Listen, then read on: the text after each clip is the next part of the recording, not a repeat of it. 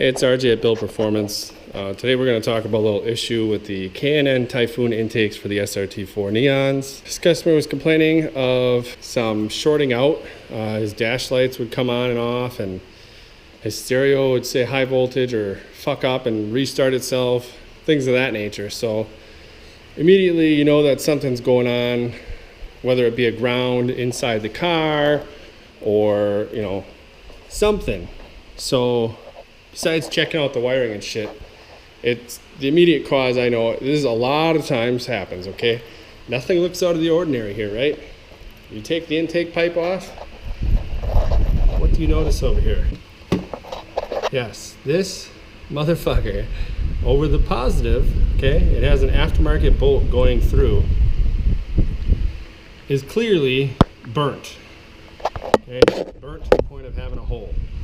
So then you go over and you take a look at the pipe, right? Okay, great. Well, there's some more burnt shit almost all the way into the pipe, considering this is aluminum. Again, K&N Typhoon. These intakes are only 2.5 inches, and these intakes are junk. So don't buy one. So now this bolt needs to come out, needs to be switched around, and then this needs to be cocked a little bit. That intake needs to be wrapped or anything just to not touch this, because obviously this boot is not doing its job.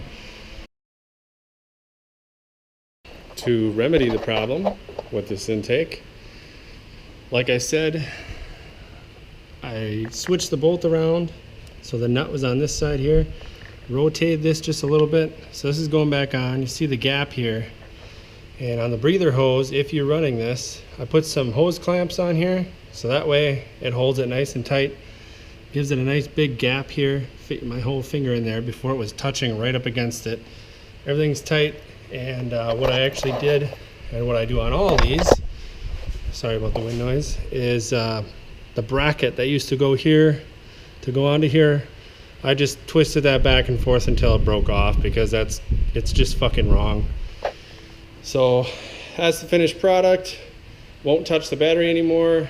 Battery's tied down nice and tight. Customer will be happy. That's just the things that you need to know about the K&N Typhoon intake for these. Like I said, don't buy it. If you do happen to buy it and you want to run it, this is definitely what you should do here with these hose clamps and breaking that off.